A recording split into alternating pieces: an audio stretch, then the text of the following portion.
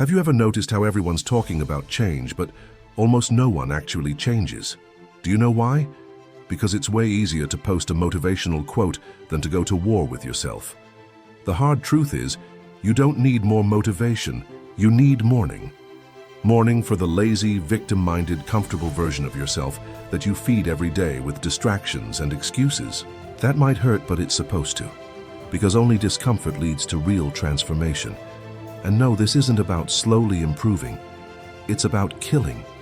Killing every habit that keeps you small. Every lie you tell yourself to avoid doing what needs to be done. And if you walk this path all the way, in 30 days you won't recognize yourself. More importantly, no one will be able to put you back in the same box as before. But let me warn you now. If you're the type who looks for easy motivation or wants to feel comfortable, it's better to leave now. This video isn't a hug, it's a mirror. And whoever has the courage to look deeply will come out the other side transformed. So are you ready to disappear and return unrecognizable? They always think they'll change their lives by watching one more motivational video. But the truth is, real change begins with fire. Fire to burn shortcuts, distractions, and easy pleasures that drain your focus and destroy your determination. You know that endless scroll on TikTok? That's not rest, it's anesthesia. It's addiction disguised as leisure, and every swipe delays your progress one more day. So a real mentor doesn't sugarcoat. He tells you to get up, open the kitchen drawer, and throw away everything that makes you too comfortable. Cookies, soda, energy drinks, even that just a little sweet after lunch. With every indulgence you eliminate, a small spark of inner power is born.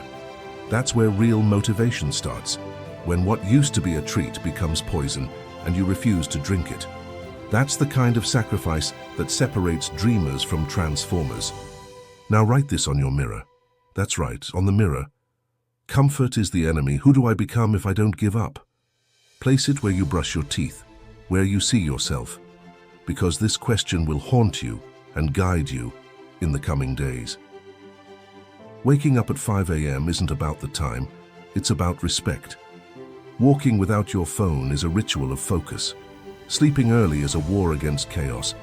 And even if you think it's overkill, just wait until the silence starts to scream.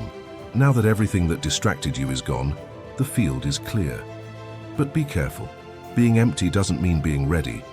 It means being vulnerable. This is the point where many get lost and run back to what they burned. But not you. Now it's time to rebuild with purpose, and the first brick is discomfort. You know cold showers? They're not about cleanliness. They're about courage. The courage to do what no one wants to do at 6 in the morning. Mental strength is born from the pain you face head-on. Training without music, without selfies, without an audience. That's real training. That's where motivation becomes discipline. And discipline is what builds. Lifting weights is easy with a motivational playlist.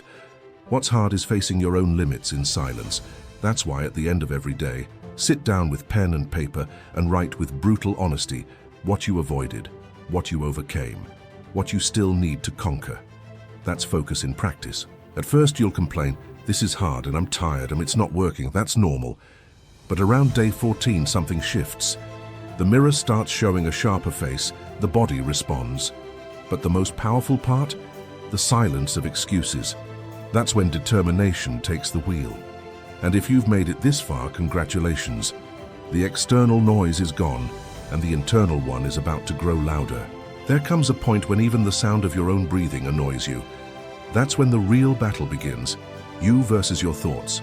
No podcasts to distract you, no playlists to soothe you, no outside voices to fill the void.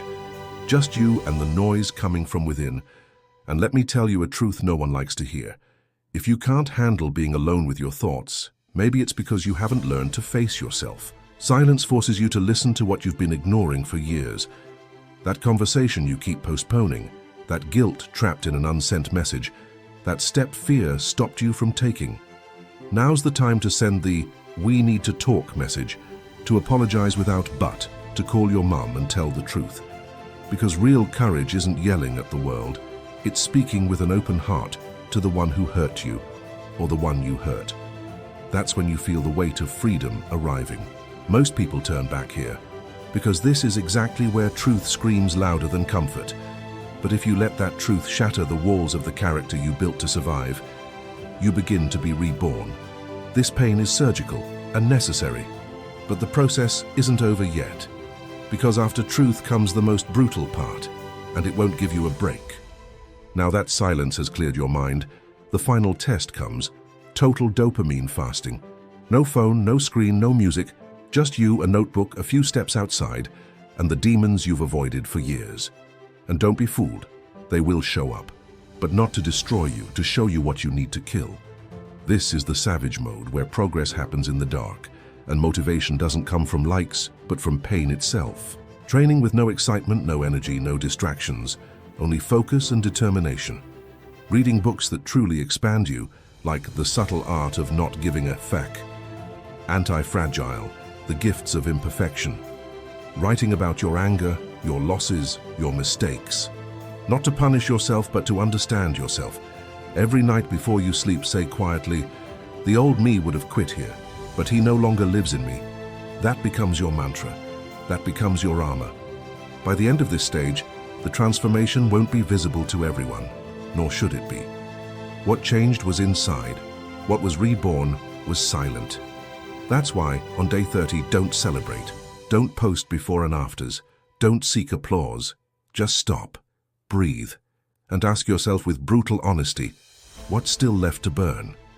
Because only after losing everything that held you back are you truly ready to see what awaits on the other side. You've arrived, but not like someone crossing a finish line, like someone emerging from a cocoon with new wings. The face in the mirror may look the same, but something in the eyes has changed. More steadiness, more focus, less noise. Motivation now comes from a silent place, almost sacred, where you no longer depend on applause or approval. Because when you survive hell, paradise is just a consequence. That's why on this last day you post nothing. You don't share victory or make a comeback dance. You simply sit in silence, take a deep breath and ask, what still ties me to the old version of myself? Because yes, there's always something left to burn. There always is. Progress is an infinite staircase, and only those who understand the value of pain keep climbing step by step without looking back. Make no mistake, this wasn't a 30-day challenge, it was a ritual of death and rebirth. You killed habits, excuses, addictions, fragile versions of yourself. And what's left? Someone who no longer needs to pretend they'll change. Because now you already have. And if you made it this far, then you already know the next step isn't going back to normal. It's to never be the same again. Will you keep saying you'll change on Monday? Or will you finally do what needs to be done today? Because now you know it's not about motivation, it's about decision. For every habit you kill, a new destiny is born. For every day you conquer, your progress becomes reality. And only you can choose between making more excuses or writing a new story with focus and determination. How many versions of yourself have you already killed? And how many do you still keep alive out of fear of becoming who you were born to be? What needs to happen for you to realize that your change doesn't depend on one more video, but on a commitment to your truth? If you felt this in your soul, comment below. Day 0. I started. And of course, if you want to continue this journey with me, subscribe to the channel and turn on notifications. Here, we don't stall, we transform. Because you're no longer average. Now it's personal.